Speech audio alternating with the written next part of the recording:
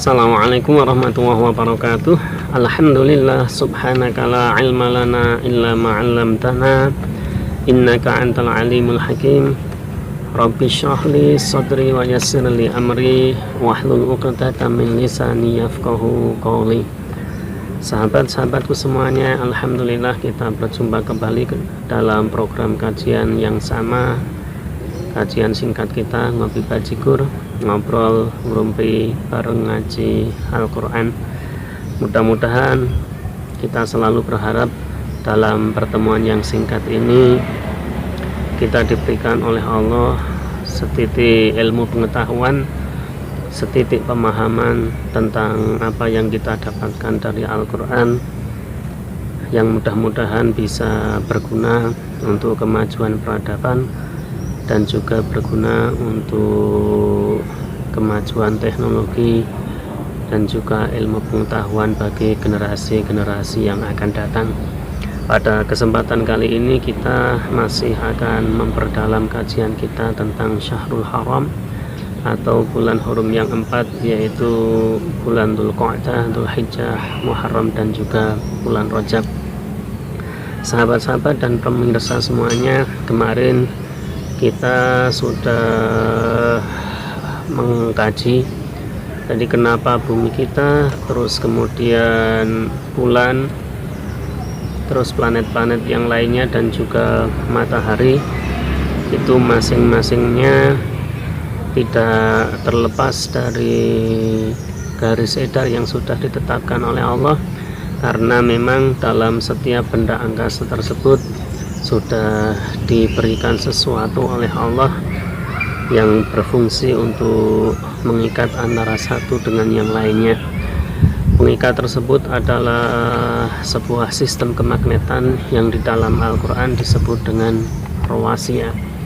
Jadi sahabat-sahabatku semuanya, rawasiyah yang ternyata mengikat benda-benda angkasa tersebut agar tetap beredar dalam garis edarnya sesuai dengan ketentuan yang sudah ditetapkan oleh Allah Subhanahu wa Ta'ala. Pada kesempatan kali ini kita mencoba akan memperdalam lagi kajian kita bahwa selain Allah memberikan rawasiyah kepada setiap benda angkasa tersebut, ternyata ketika benda angkasa tersebut berputar, maka muncullah yang namanya waktu. Jadi ketika bumi kita diberi rawasiyah terus kemudian diputarkan oleh Allah, maka putaran bumi untuk bisa kembali kepada posisi semula itu ternyata tercatat oleh para ahli astronomi sekitar 23 jam 56 menit, atau kita bulatkan menjadi 24 jam. Dan dalam 24 jam itu, kalau kita mengambil garis tengah di daerah ekuator, maka siang dan malam terbagi menjadi 12 jam masing-masingnya. Dengan adanya benda yang berputar, maka muncullah yang namanya waktu. Dan waktu tersebut masih dibagi-bagi, ada hari, ada jam, ada detik, dan ada tahun. Dan di dalam surat nomor 9 ayat ke-36 ternyata ditegaskan oleh Allah, inna iddatash syuhuri indallahi 12 syahran fi kitabillah yauma khalaqas samawati wal arda minha arba'atun hurum.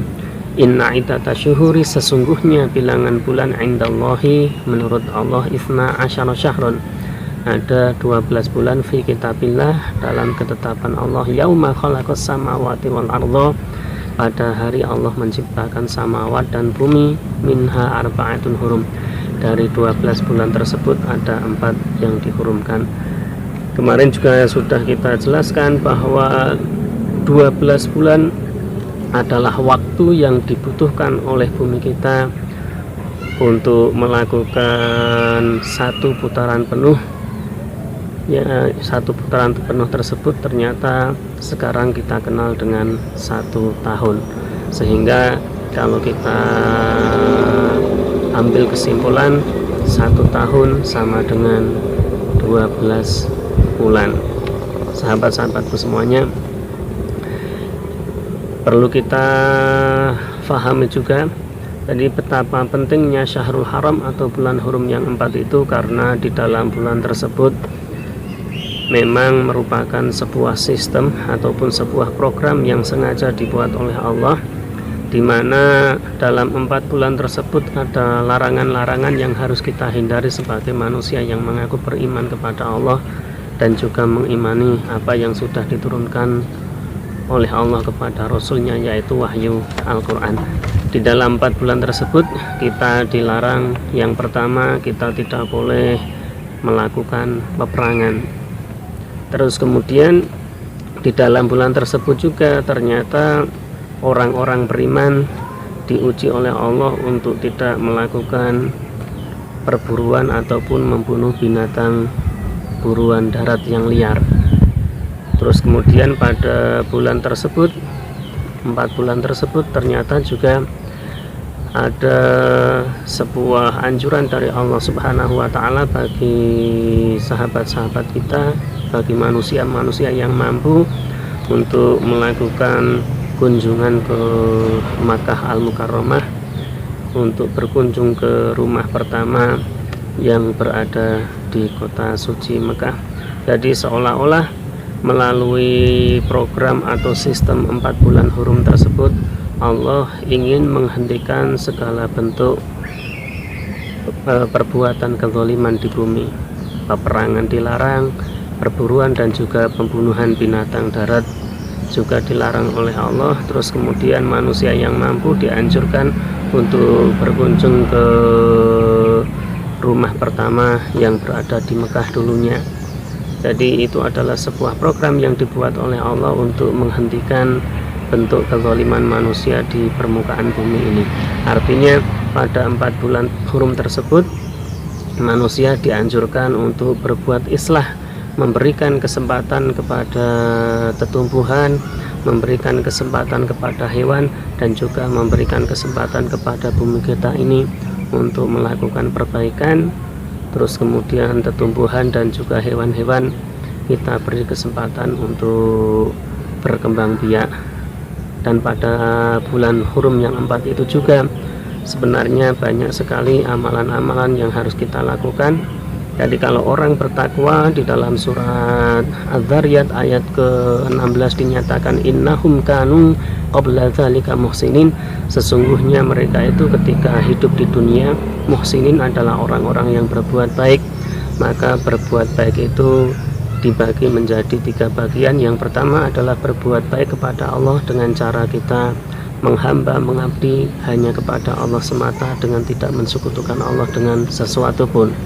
Terus kemudian berbuat baik kepada sesama manusia, mulai dari ibu bapak, kerabat, tetangga dekat, tetangga jauh, dan juga seluruh manusia.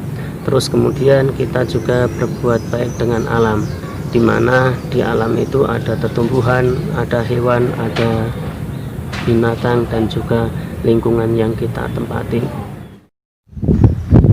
Jadi sahabat-sahabatku semuanya, bulan hurum yang 4 merupakan bulan yang diprogramkan oleh Allah bagi kita seluruh manusia yang beriman untuk menghentikan semua bentuk perbuatan pengerusakan terhadap bumi, agar bumi dan juga apa yang berada di dalamnya melakukan perbaikan diri. Oleh karena itu, mari kita sebagai manusia yang beriman di dalam 4 bulan tersebut banyak melakukan kegiatan positif, pendekatan kepada Sang Khalik, Sang Pencipta Allah Subhanahu wa Ta'ala, dengan melakukan berbagai amal-amal kesolehan, dan juga kita berbuat baik kepada bumi yang kita tempati dengan melakukan mungkin sedekah bumi. Apa yang diambil manusia kita kembalikan ke alam, bisa melepaskan hewan-hewan liar buruan darat, dan juga bisa melakukan reboisasi atau penanaman hutan kembali, agar alam ini juga senantiasa dalam keseimbangan. Dan ketika bumi yang kita tempati ini dan juga alam semesta senantiasa dalam keseimbangan, maka manfaatnya pun akan kembali kepada kita semuanya. Mungkin juga munculnya banyak bencana dan juga termasuk pandemi COVID-19. Mungkin juga karena manusia sudah banyak melakukan pengrusakan di bumi dengan melakukan pemutusan terhadap rantai makanan, sehingga keseimbangan alam pun terganggu. Sehingga pada tahun ini, tahun 2020, diawali dari bulan Desember tahun 2019, Allah memunculkan dan juga mengizinkan munculnya wabah COVID-19. Tetapi itu semuanya insya Allah akan memberikan banyak manfaat kepada kita semuanya, jika kita mau untuk berintrospeksi diri dan juga mendekat kepada Allah Subhanahu wa Ta'ala.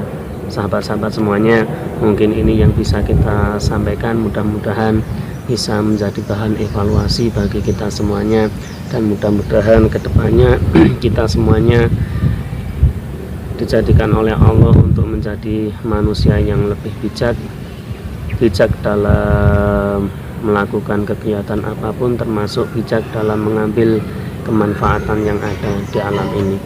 Rabbana amanna bima anzalta wattaba'na ar-rasula faktubna ma'asyahidin. Assalamualaikum warahmatullahi wabarakatuh.